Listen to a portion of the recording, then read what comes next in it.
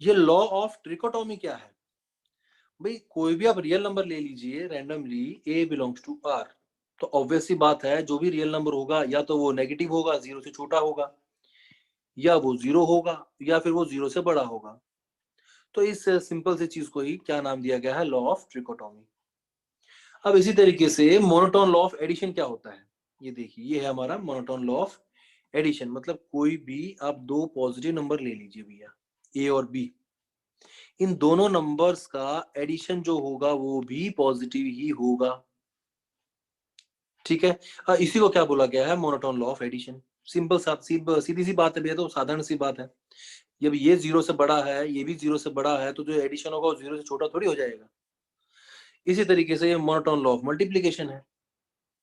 इसके अंदर कोई भी दो पॉजिटिव नंबर आप ले रहे हैं, ए और बी, तो उनका जो मल्टीप्लीकेशन है वो भी पॉजिटिव होगा। ठीक है, ये भी हम इजीली देख सकते हैं अभी। बहुत सिंपल है, आगे बढ़ते हैं। जो हम देखते हैं रिजल्ट्स हमारे मेन, रिजल्ट्स के अंदर हम कोई भी तीन नंबर्स लेते हैं, a b c belongs to R. ठीक है, तीन रियल नंबर ले लिए हमने। अब यहाँ पे देखिए, अगर ए बड़ा है बी से और बी बड़ा है सी से, तो आप क्या बोल सकते हो? भैया ये ए बड़ा है इससे और ये बड़ा है इससे, इसका मतलब क्या हुआ? जो ए है वो बड़ा हो जाएगा इससे, सो ए इज ग्रेटर देन सी। ठीक है, इसको क्या बोल देते हैं? ट्रांजिटिविटी भी बोल देते हैं भैया। इसी तरीके से अगर ए आपका बड़ा है बी से, तो दोनों तरफ आप कोई भी एक नंबर ऐड कर सकते हो, सी, बी प्लस सी। ये जो इनइक्वालिटी है ग्रेटर देन की, ये चेंज नहीं होगी, ये एज इट इज रहेगी। आप कोई भी नंबर यहाँ पे ऐड कर सकते हो। ये चीज एडिशन में ट्रू है, मल्टीप्लीकेशन में नहीं है। अब अगर मैं, ये मेरे पास गिवन है ए ग्रेटर देन बी, अगर मैं मल्टीप्लाई करता हूँ किसी एक नंबर सी से, मतलब ए सी और ये बी सी हो गया। अब यहाँ पे सिंबल क्या आएगा बीच में? यहाँ पे सिंबल क्या सेम आएगा? हम एक एग्जांपल ले लेते हैं, क्लैरिटी ज्यादा मिलेगी हमको। हमने ए ले लिया 2 और बी ले लिया 1, सो 2 इज ग्रेटर देन 1 हो गया। अब इसको मैं मल्टीप्लाई करता हूँ c इज इक्वल टू 3 से, सो क्या मिलेगा मुझे? 2 इंटू 3 और 1 इंटू 3, मतलब 6 और 3। कौन सा बड़ा है? ये बड़ा है भैया।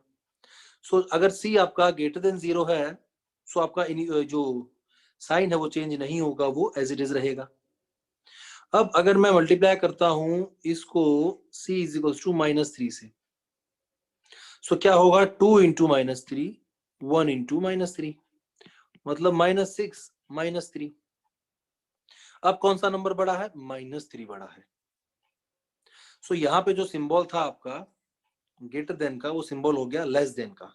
कब? जब हमने नेगेटिव नंबर से मल्टीप्लाई किया।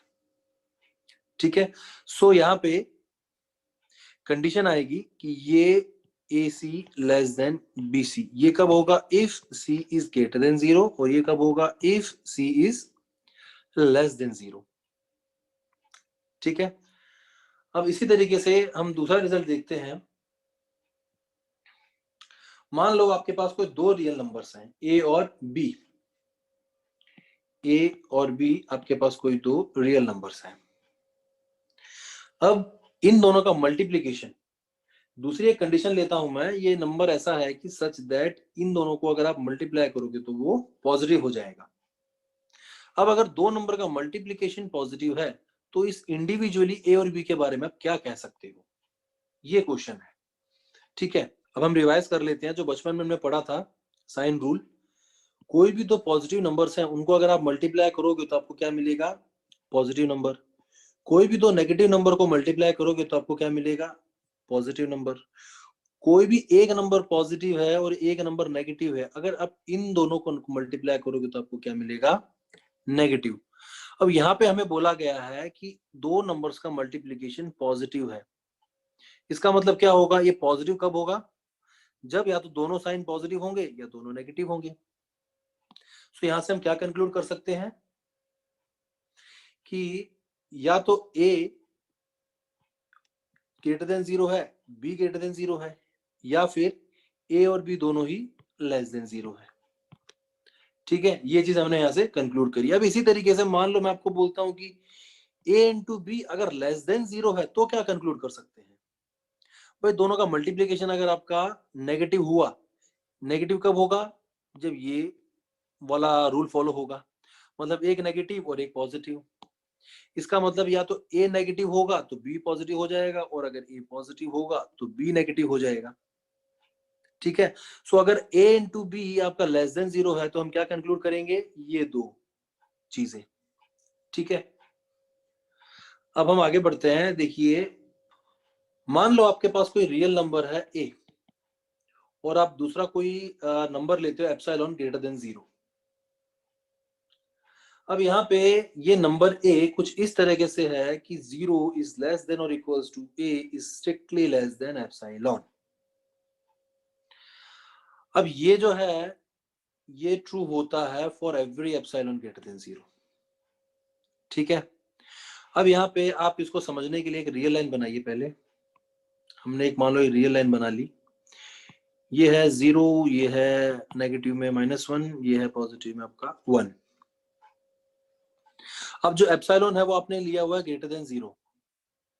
देखिए, जब भी हम इस तरह की चीजें लेते हैं, ग्रेटर देन 0 में तो कुछ भी हो सकता है, 0 से बड़ा यहाँ पे भी कहीं हो सकता है, बहुत बड़ा भी हो सकता है, मतलब 0.1 भी हो सकता है और 1 करोड़ भी हो सकता है, कुछ भी हो सकता है ग्रेटर देन 0 लिया हुआ है तो।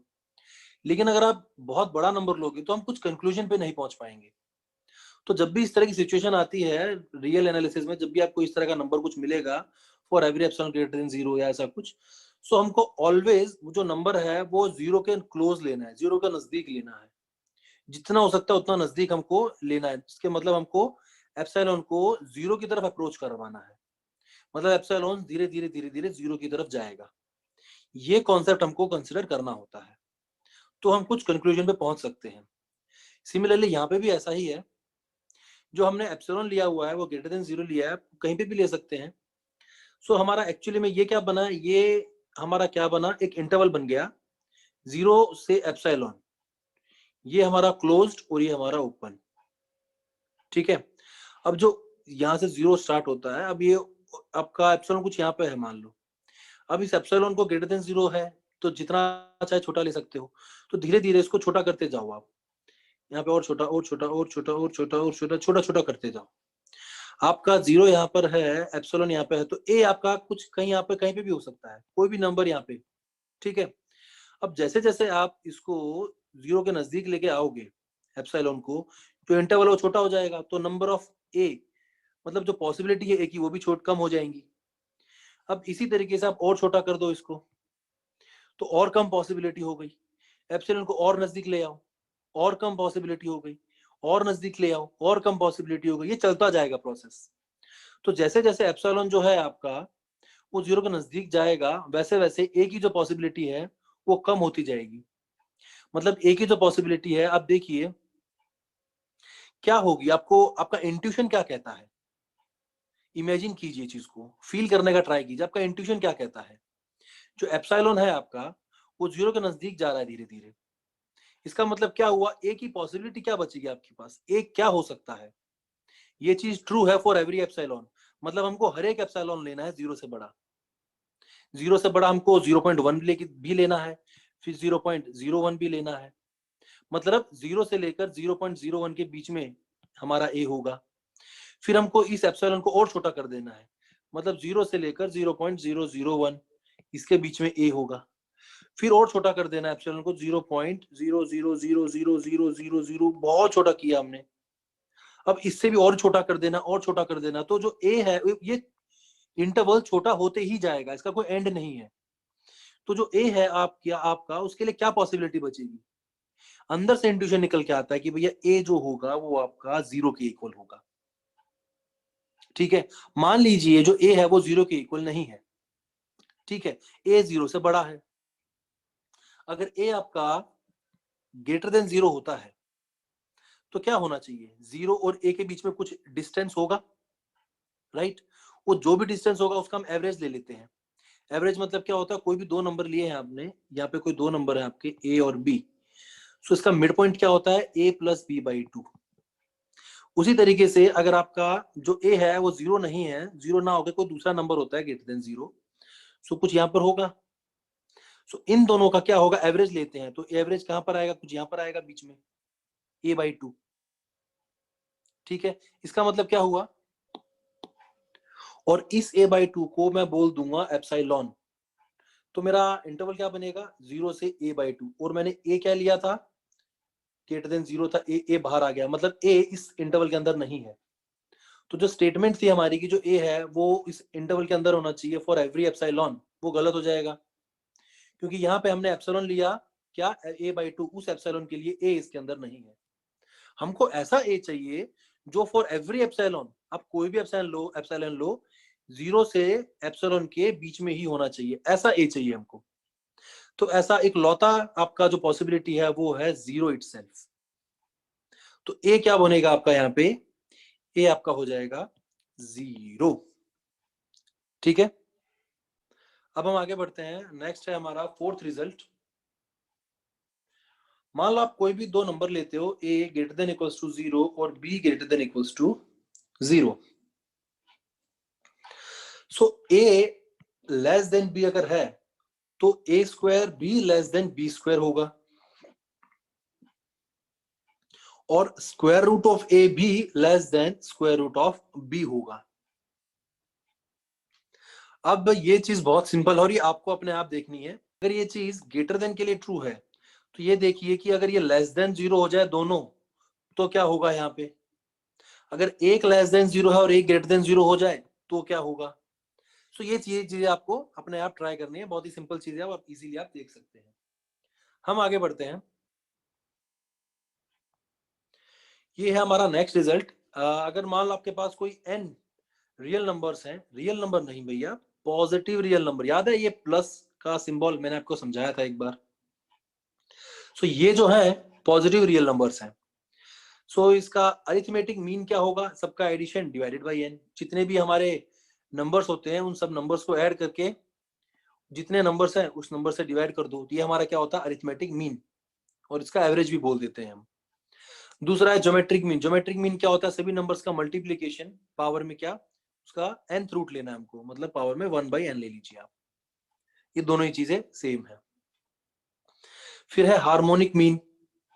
हार्मोनिक मीन मतलब क्या, जितने भी आपके एलिमेंट्स हैं ये, उन सबका आपको रेसिप्रोकल ले लेके ऐड कर देना है, डिनोमिनेटर में रख देना है, और न्यूमरेटर में आपको n रख लेना है। अब ये तीन आपके पास AM, GM और HM है, इनका मिला के एक इनइक्वालिटी बनती है, बहुत ही फेमस इनइक्वालिटी है जो आपको याद रखनी है। AM is greater than or equals to GM is greater than or equals to HM। Okay,